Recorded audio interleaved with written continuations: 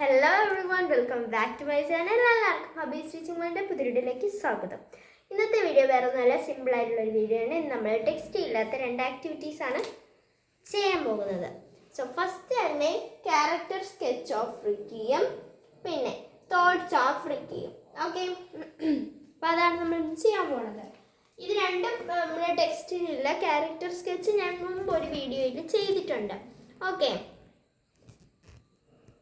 ഇത് കഴിഞ്ഞ പ്രാവശ്യം നമുക്ക് ഞാൻ പഠിച്ചിരുന്ന സമയത്ത്, ഞാൻ 7ൽ പഠിച്ചിരുന്ന സമയത്ത് ആനുവൽ പബ്ലിക് എക്സാമിന്, ഇപ്പോൾ അധികം ആയിട്ടില്ലല്ലോ, ഞാൻ 7 കഴിഞ്ഞിട്ട്, പബ്ലിക് എക്സാമിന് ചോദിച്ച ഒരു ചോദ്യമാണ് റിക്കിയുടെ ക്യാരക്ടർ സ്കെച്ച്. തോട്ട്സ് ഉണ്ടായിരുന്നെന്ന് തോന്നുന്നു, തോട്ട്സ് ആരെയോ ഒരു തോട്ട്സ് ഉണ്ടായിരുന്നു. എന്തായിരുന്നാലും റിക്കിയുടെ അല്ല, റോബോട്ടിൻ്റെ ഡയറി ആയിരുന്നു ഉണ്ടായിരുന്നത്. ഓക്കെ, റോബോട്ടിൻ്റെ ഡയറി ആയിരുന്നു ഉണ്ടായിരുന്നത്. അപ്പോൾ അത് നമുക്ക് എന്തായിരുന്നാലും ആനുവൽ എക്സാമിൻ്റെ ഒക്കെ ഒരു സമയമോ അല്ലെങ്കിൽ ഓണം എക്സാമിൻ്റെ സമയമോ ഒക്കെ ആകുമ്പോൾ നമുക്ക് ചെയ്യാം.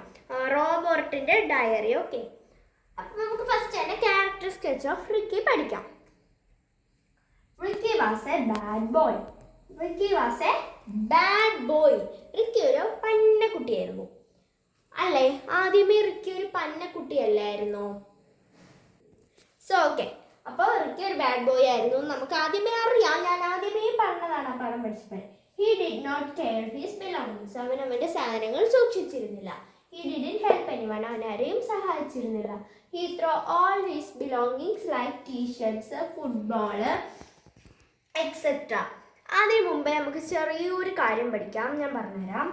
ഈ ഹി വരുന്നത് ഒരു പ്രോനൗൺ ആയിട്ടാണ് കേട്ടോ. ഹി ഇവിടെ ഉദ്ദേശിക്കുന്നത് Ricky throw all his t-shirts. Ricky didn't help anyone.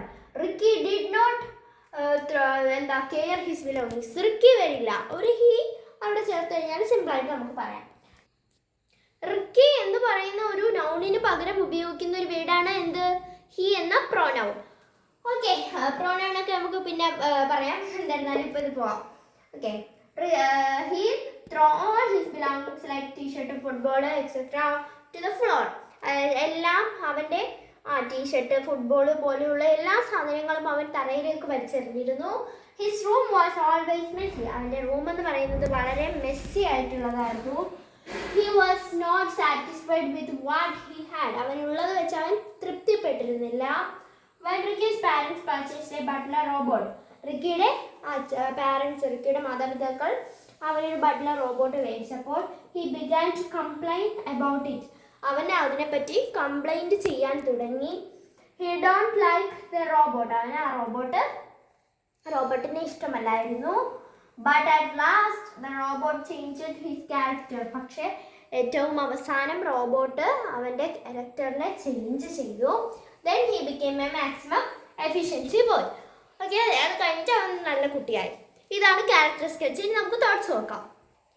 അതിന് മുമ്പേ ഈ ക്യാരക്ടർ സ്കെച്ച് എന്ന് പറഞ്ഞാൽ ഒരാളുടെ, ഒരു കഥാപാത്രത്തിൻ്റെ എല്ലാ കാര്യങ്ങളും ഉൾപ്പെടുത്തിക്കൊണ്ട്, ഇപ്പം ഞാനാണ് ഒരു കഥയിലെ കഥാപാത്രം എന്നുണ്ടെങ്കിൽ എൻ്റെ ഒരു ക്യാരക്ടർ സ്കെച്ച് എഴുതണം എന്നുണ്ടെങ്കിൽ എൻ്റെ എല്ലാ കാര്യങ്ങളും, എൻ്റെ ഡ്രസ്സിങ്, എൻ്റെ സ്വഭാവം, എൻ്റെ സ്വഭാവം മഹാകച്ചറയാണ്.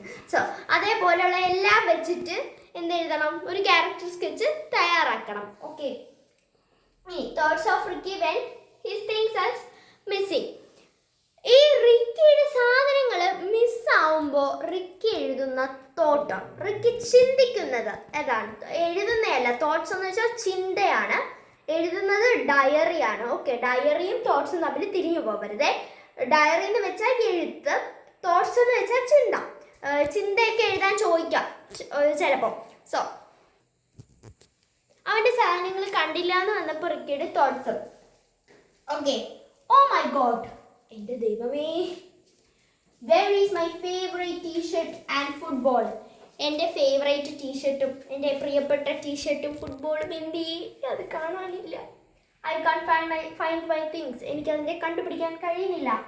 Who took my things. ആരാണ് എൻ്റെ സാധനങ്ങൾ എടുത്തത്?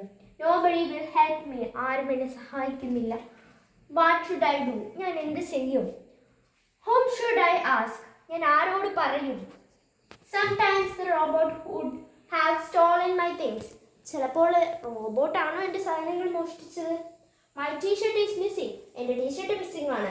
My shoes are not in the shelf. എൻ്റെ shoes ഷെൽഫിലില്ല. Yesterday all the things was in my room. കഴിഞ്ഞ ദിവസം എൻ്റെ റൂമിലെല്ലാം ഉണ്ടായിരുന്നു. I am sure about that. ഞാൻ ഉറപ്പിച്ചിരിക്കുന്നു. ഞാനത് ഉറപ്പാക്കിയിരിക്കുന്നു. Now all was disappeared. ഇപ്പോൾ എല്ലാം അപ്രത്യക്ഷമായിരിക്കുന്നു. What a magic. എന്ത് മാന്ത്രികമാണിത്, മായാജാലമാണിത്. I want to find the thief. എനിക്ക് ആ കള്ളനെ കണ്ടുപിടിക്കണം.